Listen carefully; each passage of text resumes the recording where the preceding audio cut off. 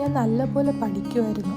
പക്ഷേ നമ്മുടെ ഇന്നത്തെ സമൂഹത്തിൽ ഒരു നല്ല വിദ്യാഭ്യാസം നേടാൻ നമുക്ക് പഠിത്തം മാത്രം ഉണ്ടായാൽ പോരാ അല്ലേ? നമ്മുടെ ബുദ്ധി മാത്രം ഉണ്ടായാൽ പോരാ. നമ്മളെക്ക് കാശും നമ്മളെ സപ്പോർട്ട് ചെയ്യാൻ ആൾക്കാരും ഒക്കെ ഉണ്ടെങ്കിൽ മാത്രമേ നമുക്ക് ഇന്നത്തെ കാലത്ത് നല്ലൊരു വിദ്യാഭ്യാസം നേടാൻ പറ്റത്തുള്ളൂ. ഞാൻ വളരെ മോശം സാമ്പത്തിക നിലയുള്ളൊരു ഫാമിലിയിലാണ്. എൻ്റെ ഇതിന് മുമ്പത്തെ വീഡിയോസ് കേട്ടവർക്കത് മനസ്സിലാവും. ഞാൻ സ്കൂളിൽ പഠിക്കുന്ന സമയത്ത് +1 +2 ഒരു 500 രൂപ താഴെയുള്ള ഫീസ് അടയ്ക്കാത്തതിന് എന്നെ ക്ലാസ്സിൽ നിന്ന് വെളിയിലിറക്കി നിർത്തി ഒത്തിരി നാണക്കേട് തോന്നിയതാണ് എനിക്ക്. കാര്യം ക്ലാസ്സിൽ ഒന്നാമതായിരുന്നു ഞാൻ. അപ്പം ഞാൻ ഇങ്ങനെ ഇറങ്ങി നിൽക്കുന്നത് മറ്റുള്ളവരുടെയൊക്കെ മുമ്പിൽ എനിക്ക് ഭയങ്കര മാനസിക വിഷമമുള്ള കാര്യമായിരുന്നു. അപ്പോൾ ആ സമയത്ത് ഞാൻ പഠിക്കുന്ന സ്കൂളിൻ്റെ തൊട്ടപ്പുറത്തൊരു കോളേജുണ്ട്.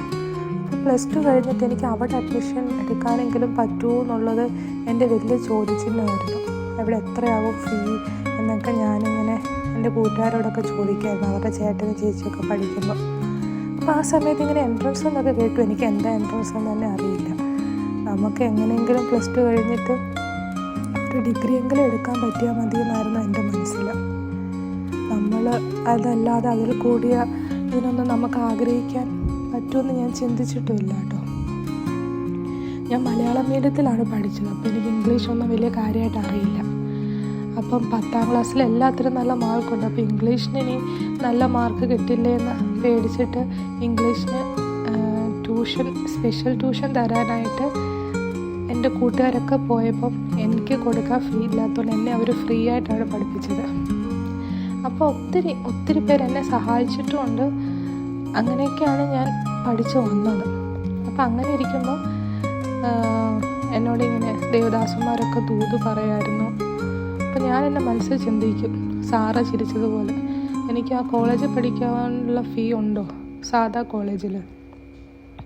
പിന്നെ സ്കൂളിൽ കൊടുക്കാനുള്ള 200-300 രൂപ ഫീ പോലും അടയ്ക്കുന്നില്ല. അപ്പം അങ്ങനെയുള്ള ഞാൻ ഡോക്ടറാവും എന്നൊക്കെ പറഞ്ഞു കഴിഞ്ഞാൽ ഇതെങ്ങനെ സാധ്യമാവും എന്നൊക്കെ എൻ്റെ മനസ്സിൽ ചിന്ത ഉണ്ടായിരുന്നു. ഞാൻ അങ്ങനെയൊന്നും ചിന്തിച്ചിട്ട് പോലുമില്ല. പക്ഷേ എൻ്റെ അച്ഛൻ എന്നെ ഡോക്ടറാക്കണമെന്നുണ്ടായിരുന്നു കേട്ടോ. ഒരിക്കലും എന്നോട് പറഞ്ഞപ്പോൾ എനിക്ക് ചിരിയാവുന്നത്. പിന്നെ ഞാൻ അതൊന്നും നടക്കുന്ന കാര്യമല്ല എന്നൊക്കെ ഇങ്ങനെ പറഞ്ഞു. അല്ല, നീ പഠിക്ക് എന്ന് പറഞ്ഞു, ബാക്കി കാര്യം നമുക്ക് നോക്കാമെന്ന് പറഞ്ഞു. പക്ഷെ അതിലൊന്നും എനിക്ക് പ്രതീക്ഷയൊന്നും ഉണ്ടായിരുന്നില്ല. അങ്ങനെ കഴിഞ്ഞ്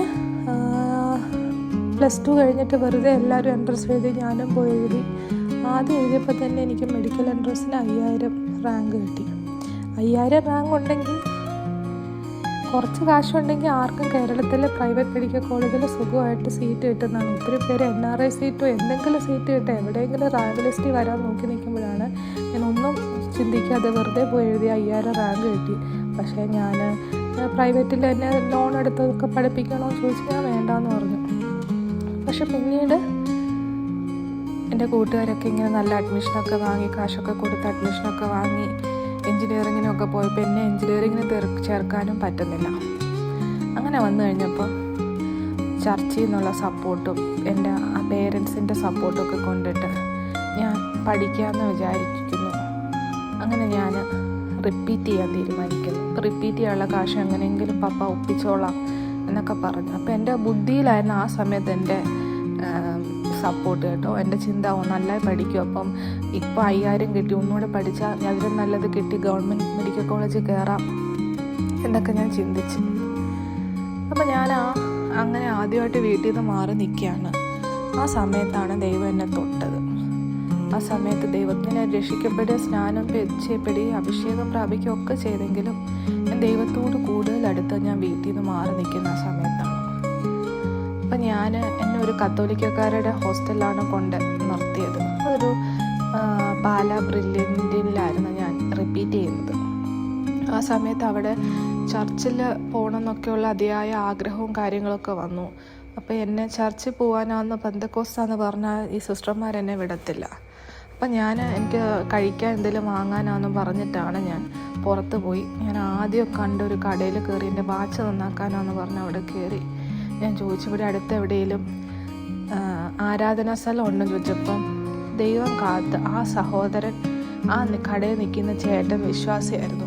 മോളെ, നിങ്ങളുടെ ഹോസ്റ്റലിന് തൊട്ടുപുറയിൽ ചർച്ച് ഉണ്ടെന്ന് പറഞ്ഞു. അപ്പോൾ എനിക്ക് ദൈവം കാണിച്ചു തന്നായിട്ട് എനിക്ക് മനസ്സിലായി. ഞാൻ അവിടെ പറഞ്ഞു കഴിഞ്ഞാൽ എന്നെ ആരും വിടത്തില്ല. പക്ഷെ ഞാൻ ആ സമയത്ത് നമുക്ക് കുറച്ച് സമയം പുറത്തു പോകാനുള്ള പെർമിഷൻ ഉണ്ട്. അപ്പോൾ ചർച്ചിൽ പോകുമെന്ന് പറയാതെ ഞാൻ രാവിലെ അവിടെ നിന്ന് ഇറങ്ങും സൺഡേ. എന്നിട്ട് ആരാധന കഴിഞ്ഞിട്ട് ഇവരാരും കാണാതെ ഞാൻ പമ്മി ഒരു തരത്തിൽ തിരിച്ച് ഹോസ്റ്റലിൽ കയറും. ഒരു ദിവസം ഇവരെന്നെ പിടിച്ചു, എന്നെ ഒത്തിരി വഴക്കൊക്കെ പറഞ്ഞു. ഞാനാണെങ്കിൽ റൂമിലൊക്കെ തന്നെ ഇരുന്ന് പ്രാർത്ഥിക്കും. ഇവർക്ക് ചാപ്പലിൽ ആരാധന ഉണ്ടായിരുന്നു. അപ്പം നമ്മളോട് എല്ലാവരോടും അവിടെ പോകണമെന്ന് പറയും. പക്ഷേ നമുക്കറിയാം നമ്മൾ വിഗ്രഹാരാധന ഇല്ല, നമ്മൾ ഇതിൽ നിന്ന് വേർപെട്ടവരാണ്, അപ്പം നമുക്ക് അങ്ങനെ ആരാധിക്കാൻ പറ്റില്ല എന്ന് ഞാൻ പറഞ്ഞു. എന്നോടൊരു വൈഷമ്യമൊക്കെ ഉണ്ടായിരുന്നു. ഞാൻ തന്നെ റൂമിലിരുന്ന് ഇവർ ചാപ്പലിൽ പ്രാർത്ഥിക്കുമ്പം കുട്ടികളെല്ലാവരും പോവും, ഞാൻ മാത്രം, ഹിന്ദുക്കളും മുസ്ലിംസും എല്ലാവരും പോവും, ഞാൻ മാത്രം നമ്മുടെ മുറിയിലിരുന്ന് ഞാൻ പ്രാർത്ഥിക്കും. പതുക്കെ ഞാൻ പ്രാർത്ഥിക്കുന്നതിൻ്റെ കൂടെ വേറെയും കുട്ടികൾ വന്നിരിക്കാനായിട്ട് തുടങ്ങി. അങ്ങനെ ഇരിക്കാൻ തുടങ്ങി. അപ്പോൾ ഞങ്ങളുടെ പ്രാർത്ഥന പാട്ട് പാടുന്ന താഴെ ചാപ്പല് കേൾക്കത്തക്ക രീതിയിൽ ആളുകളുടെ എണ്ണം കൂടി. അങ്ങനെ വന്നപ്പോഴത്തേക്ക് സിസ്റ്റർമാർക്കെല്ലാം എന്നോട് ഓൾറെഡി ദേഷ്യമൊക്കെ കൂടി എന്നെ ഒത്തിരി വഴക്ക് പറഞ്ഞ് എന്നെ ഒത്തിരി ഒറ്റപ്പെടുത്താൻ തുടങ്ങി. അങ്ങനെ ഒത്തിരി പ്രശ്നമായി. പക്ഷെ ആ സമയത്തൊന്നും ഞാൻ പിന്മാറിയില്ല, സ്ട്രോങ് ആയിട്ട് തന്നെ നിന്നു. അപ്പോൾ എല്ലാവർക്കും വേണ്ടി പ്രാർത്ഥിക്കുകയൊക്കെ ചെയ്തു. പിന്നീട് ദൈവം ഇവർക്ക് പതിയെ ഇവർക്ക് എന്നോടൊരു ഇഷ്ടവും എന്നെ ഒരു സപ്പോർട്ടും, ഞാൻ പ്രാർത്ഥനയ്ക്ക് പോകുന്നതിലൊക്കെ ഒരു സപ്പോർട്ടും ഒക്കെ ഞാൻ അവിടെ നിന്ന് ഇറങ്ങും. ഒരു വർഷത്തിനുള്ളിൽ തന്നെ ഞാൻ അവിടെ നിന്ന് ഇറങ്ങുന്നതിന് മുമ്പ് തന്നെ സിസ്റ്റർമാർക്ക് എന്നോടൊരു അടുപ്പവും കാര്യങ്ങളും ഒക്കെ എന്നെ വിഷമമൊന്നും തോന്നലെന്നൊക്കെ പറയുകയൊക്കെ രീതിയിൽ ദൈവം കൊണ്ടുവന്നു. എൻട്രൻസ് എഴുതി കഴിഞ്ഞപ്പോൾ എനിക്ക് 1000 സംതിങ് ആയിരുന്നു റാങ്ക്. നല്ല റാങ്കാണ്. പക്ഷേ ഒരു റിസർവേഷൻ ഇല്ലാത്ത ഒരാൾക്ക് കേരളത്തിലെ ഗവൺമെൻറ് മെഡിക്കൽ കോളേജിൽ 1000 റാങ്ക് വെച്ച് കിട്ടത്തില്ല. നേരത്തെ പോലെ തന്നെ പ്രൈവറ്റ് മെഡിക്കൽ കോളേജിൽ കിട്ടും. പക്ഷെ പ്രൈവറ്റ് മെഡിക്കൽ കോളേജിൽ ഗവൺമെൻറ് സീറ്റിൽ കിട്ടും. അപ്പോൾ എത്രയോ പേര് ലക്ഷങ്ങളും കോടികളും കൊടുക്കാൻ തയ്യാറായിട്ട് നിൽക്കുന്നതാണ്. പക്ഷെ എനിക്ക് 1 ലക്ഷം രൂപയാണ് പ്രൈവറ്റിലെ ഫീസ്. 1 ലക്ഷം രൂപ എന്നൊന്നും എനിക്ക് ചിന്തിക്കാൻ പോലും പറ്റാത്തതുകൊണ്ട് അതൊന്നും നടക്കില്ല. അപ്പോൾ അതും പോയി എന്ന രീതി ഞാനിങ്ങനെ നിൽക്കുകയായിരുന്നു.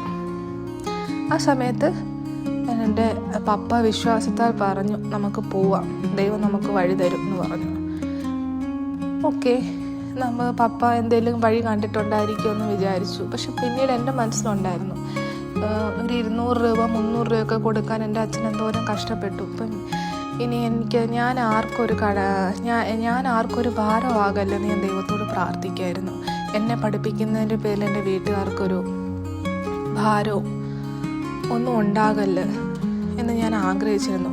കാര്യം വേറൊന്നുമല്ല, എൻ്റെ മനസ്സിലൊരു കുഞ്ഞിനെ തൊട്ടുള്ളൊരു മുറിവായിരുന്നു. ഞാൻ കുഞ്ഞായിരിക്കുന്ന സമയത്താണ് എൻ്റെ അച്ഛൻ്റെ കാശെല്ലാം നഷ്ടപ്പെട്ടിട്ട് അവർ വീടൊക്കെ ജപ്തിയായിട്ട് വാടക വീട്ടിലേക്ക് പോകുന്നത്. ആ സമയത്ത് ബന്ധുക്കളും ഒക്കെ പറഞ്ഞ് ഞാൻ കേട്ടിട്ടുണ്ട്. എന്തിനാണ് പറയുന്നത്, വഴക്കുണ്ടാകുമ്പോൾ എൻ്റെ പേരൻസ് പോലും പറഞ്ഞിട്ടുണ്ട്, ഇവളുടെ ശബ്ദം, ഇവള് വർത്താനം പറഞ്ഞു തുടങ്ങിയപ്പോഴാണ് ഈ കുടുംബത്തിൻ്റെ നാശമെന്ന്. അതെൻ്റെ കുഞ്ഞു മനസ്സിലല്ലേ, കുഞ്ഞു നാൾ തൊട്ടൊരു വേദനയായിട്ട് കിടക്കുക. അപ്പോൾ ഞാനിങ്ങനെ പ്രാർത്ഥിക്കുമായിരുന്നു, കർത്താവേ എന്നെ പഠിപ്പിക്കാനായിട്ട് ഇനി ഇല്ലാത്ത കാശൊക്കെ ഉണ്ടാക്കി കടമൊക്കെ കയറി ഞാൻ അവർക്ക് ആർക്കും ഒരു ഭാരമാകല്ലേ, നീയാണ് എൻ്റെ പിതാവ്, നീ എൻ്റെ കാര്യം നോക്കണേ എന്ന് ഞാൻ ആ സമയത്ത് എൻ്റെ വിശ്വാസമൊക്കെ വർദ്ധിച്ചു വരുന്ന സമയമായിട്ട് ഞാൻ പ്രാർത്ഥിക്കുമായിരുന്നു. അങ്ങനെ പപ്പ ലോണൊക്കെ എടുക്കാമെന്ന് പറഞ്ഞാലും എൻ്റെ മനസ്സിലൊരു വിശ്വാസം കൂടെ ഈ പ്രാർത്ഥനയും കൂടെ ആയിട്ടാണ് ഞാനങ്ങനെ മെഡിക്കൽ കോളേജിലേക്ക് വരുന്നത്. ഇവിടെ വന്നു കഴിഞ്ഞപ്പോൾ എനിക്കിവിടെ നല്ലൊരു ആരാധന കിട്ടി. ഞങ്ങളുടെ ഹോസ്റ്റലിലും ആരാധന ഉണ്ടായിരുന്നു, ഞാൻ പുറത്ത് പോകുന്നു നല്ലൊരു ആരാധനയ്ക്കായിരുന്നു. അപ്പോൾ ആ സമയത്ത് ദൈവം എന്നെ പഠിപ്പിച്ചൊരു കാര്യമുണ്ട്. എൻ്റെ മനസ്സിൽ എന്നെ ദൈവസന്നിധി താഴ്ത്താൻ വേണ്ടിയിട്ടാണ് ദൈവം എനിക്ക് ഗവൺമെൻറ് കോളേജിൽ അഡ്മിഷൻ കിട്ടാതെ പ്രൈവറ്റ് കോളേജിൽ കൊണ്ടുവന്നേ. കാര്യം എൻ്റെ മനസ്സിലൊരു ചിന്തയുണ്ടായിരുന്നു, എൻ്റെ ബുദ്ധി, എൻ്റെ കഴിവ്, അപ്പോൾ ഞാൻ പഠിച്ചാൽ കിട്ടും എന്ന് ഉള്ള ഒരു ചിന്തയും, കിട്ടിയില്ലെങ്കിൽ ഇനി ദൈവത്തിൻ്റെ വഴി നോക്കാമെന്നുള്ളൊരു മൈൻഡ് സെറ്റ് ഞാൻ ചേരുന്ന സമയത്ത് ഉണ്ടായിരുന്നതുകൊണ്ട് ദൈവം എന്നെ ഒരു പാഠം പഠിപ്പിക്കാനും വേണ്ടിയിട്ടൂടെ ആയിരുന്നു ദൈവം ഗവൺമെൻറ് കോളേജിൽ എനിക്ക് തരാതെ ഒരു പ്രൈവറ്റ് കോളേജിൽ എനിക്ക് മെഡിസിൻ അഡ്മിഷൻ തന്നത്. അതിനുശേഷമുള്ള എൻ്റെ ലൈഫിലെ കാര്യങ്ങളൊക്കെ ഞാൻ പറയാം. പക്ഷേ ഞാൻ ഇത് എടുത്ത് പറയാൻ കാര്യം, അതിനുള്ള ഏറ്റവും വലിയ തെളിവെന്ന് പറഞ്ഞു കഴിഞ്ഞാൽ ഒരു MBBS അഡ്മിഷൻ കിട്ടുന്നതിനേക്കാളും ഭയങ്കര പാടാണ് MDക്ക് അഡ്മിഷൻ കിട്ടാൻ. ഞാൻ പ്രൈവറ്റ് കോളേജിൽ MBBS പഠിച്ചു. അതിനുശേഷം ഞാൻ എക്സാം എഴുതി. ഞാൻ MDയുടെ എക്സാം എഴുതുന്ന സമയത്ത് ഞാൻ ദൈവത്തോട് പ്രാർത്ഥിച്ചു, ദൈവം ഞാൻ ആ സമയത്ത് എനിക്ക് ഇച്ചിരി അഹങ്കാരം ഉണ്ടായിരുന്നു, ഞാൻ പഠിക്കാൻ ഭയങ്കര മിടിക്കുക, ഞാൻ പഠിച്ചാൽ എനിക്ക് ഒത്തിരി കിട്ടും, അപ്പം നിൻ്റെ ഒരു ഹെൽപ്പ് കൂടെ മതി എന്നുള്ള രീതിയായിരുന്നു എനിക്ക്. ഇപ്പം എനിക്കറിയാം നീ വിചാരിച്ച നീ തരുന്നതാണ് യഥാർത്ഥ നന്മയെന്നുള്ളതും, നീയാണ് എനിക്ക് ബുദ്ധി നൽകിയെന്നും ദൈവത്തെ കംപ്ലീറ്റ് ആയിട്ട് ആശ്രയിക്കണമെന്നും എനിക്കറിയാം. അങ്ങനെ ഞാൻ പ്രാർത്ഥിച്ചു. അതുകൊണ്ട് എനിക്ക് ഇനി പാഠം പഠിപ്പിക്കല്ലേ, എനിക്ക് അറിയാമെന്ന് ദൈവസേനത്തെ താഴ്മയോടെ ഞാൻ പ്രാർത്ഥിച്ചു. MDക്ക് എനിക്ക് കേരളത്തിലെ ഏറ്റവും നല്ല മെഡിക്കൽ കോളേജിൽ എനിക്ക് അഡ്മിഷൻ കിട്ടുകയും ചെയ്തു.